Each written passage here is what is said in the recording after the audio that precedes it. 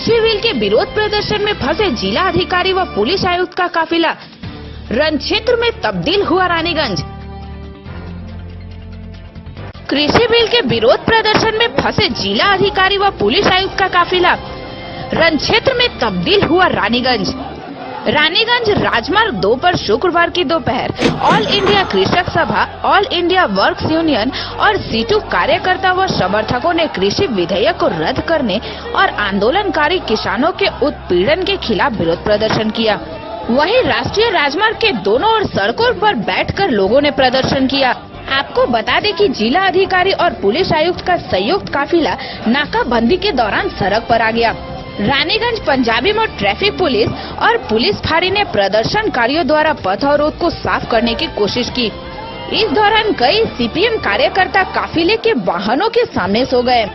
जब प्रदर्शनकारियों को हटाने के लिए पुलिस ने प्रदर्शनकारियों को समझाना शुरू किया तो पुलिस के साथ प्रदर्शनकारियों का विवाद शुरू हो गया और पुलिस के साथ धक्का मुक्की भी हुई। इस दौरान घटनास्थल पूरा रण क्षेत्र में तब्दील हो गया। घटना की खबर मिलते ही आसनसोल के पूर्व सांसद और सीटू जिला सचिव वंश गोपाल चौधरी मौके पर पहुंचे। उन्होंने तुरंत प्रदर्शनकारियों को हटाया और पुलिस आयुक्त और जिला शासक के वाहनों के काफिले को गंतव्य के लिए रवाना किया।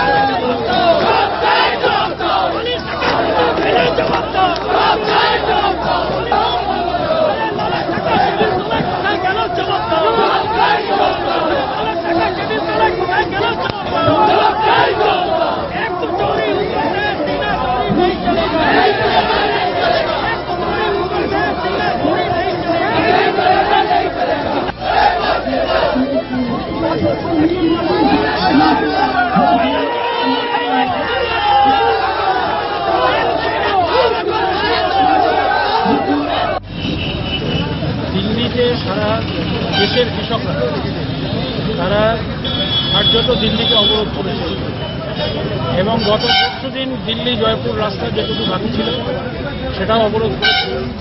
কৃষকদের ন্যায্য দাবি এবং এই যে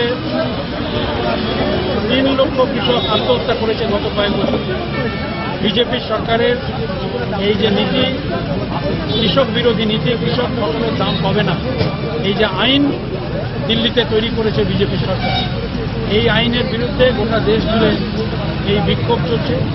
সেই বিক্ষোভকে সমর্থন জানিয়ে আমরা আজকে পশ্চিম বর্ধমান জেলায় সিআইটিউ এবং কৃষক সভা আর ক্ষেত মজুর সংগঠন যুক্তভাবে আমরা এই জাতীয় সড়ক অবরোধ করেছি, প্রতিবাদ করেছি। আজকে আপনারা কি বলবেন?